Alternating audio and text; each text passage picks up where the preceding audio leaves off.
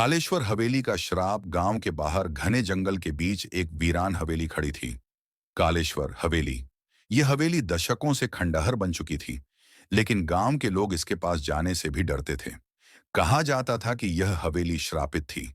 जिसने भी इसमें कदम रखा वह कभी वापस नहीं लौटा। रवि, अजय, नीना और सोनू, चारों दोस्त रोमांच के शौकीन थे। उन्हें भूतिया जगहों की सच्चाई जानने का जुनून था। गांव वालों ने उन्हें लाख समझाया, लेकिन वे नहीं माने। भूत वूत कुछ नहीं होते, अजय ने हंसते हुए कहा, और चारों हवेली की ओर बढ़ गए। भयानक रात की शुरुआत। रात के ठीक 12 बजे वे हवेली के गेट के सामने खड़े थे। हवेली टूटी फूटी थी और उस पर जाले लगे थे। जैसे ही उन्होंने कदम रखा, हवेली के दरवाजे ने चर्र की एक डरावनी आवाज निकाली और धीरे धीरे अपने आप खुल गया। हवेली के अंदर घना अंधेरा था। दीवारों पर बड़े बड़े राजाओं के पुराने चित्र लगे थे, जिनकी आंखें यूं लग रही थीं जैसे वे चारों को घूर रही हों। हवा में एक अजीब सी बदबू थी, कुछ ऐसा जैसे कोई चीज सड़ रही हो। पहली अजीब घटना। जैसे ही सोनू ने अपने फोन की टॉर्च ऑन की, अचानक एक खिड़की धड़ाम से खुद ब खुद बंद हो गई। हवा में किसी के फुसफुसाने की आवाज आई, तुम्हें यहां नहीं आना चाहिए था। चारों दोस्तों के शरीर में झुरझुरी दौड़ गई। नीना ने अजय का हाथ कसकर पकड़ लिया।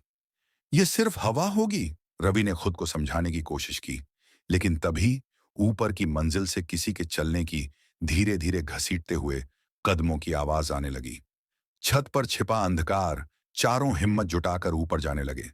सीढ़ियां चरमरा रही थीं, जैसे किसी भी पल टूट जाएंगी। ऊपर पहुंचते ही उन्होंने देखा, एक दरवाजे पर किसी ने खून से कुछ लिखा था। यहां मत आओ, वरना मौत तुम्हारी छाया बन जाएगी।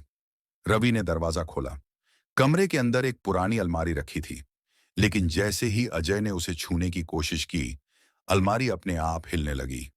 अचानक अलमारी के पीछे से एक काला साया निकला और हवा में तैरते हुए दीवार में समा गया।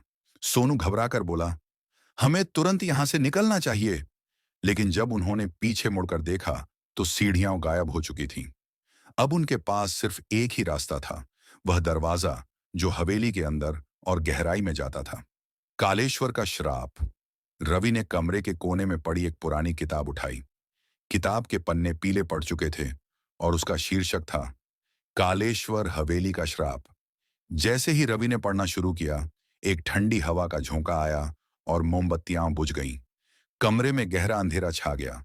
उस किताब में लिखा था कि यह हवेली एक तांत्रिक कालेश्वर की थी, जिसने यहां अमृता का तांत्रिक अनुष्ठान किया था।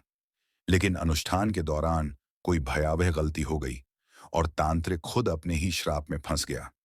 अब उसकी आत्मा इस हवेली में भटक रही थी।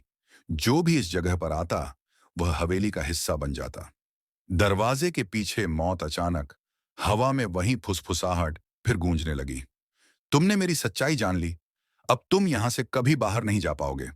कमरे की दीवारों से खून टपकने लगा। फर्श पर अजीब अजीब आकृतियां बन गईं और उनमें से 4 परछाइयां उभर आईं, बिल्कुल उन्हीं की तरह। अब चारों दोस्तों को समझ आ गया कि वे बहुत बड़ी मुसीबत में फंस चुके हैं।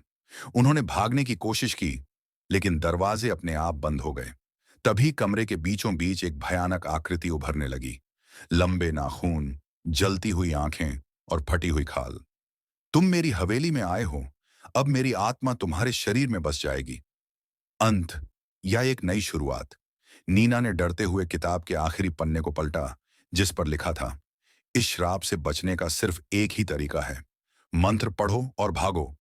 नीना ने कांपते हुए एयूएम नमः शिवाय मंत्र पढ़ना शुरू किया।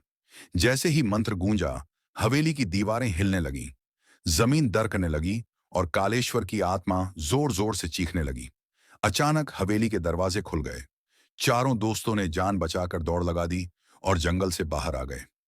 गांव वापस पहुंचने के बाद वे कुछ दिन तक सदमे में रहे, लेकिन फिर भी रात को सोते समय उनके कानों में एक डरावनी हंसी गूंजती थी। क्या वे सच में बच पाए, या फिर कालेश्वर का श्राप अब भी उनके साथ था?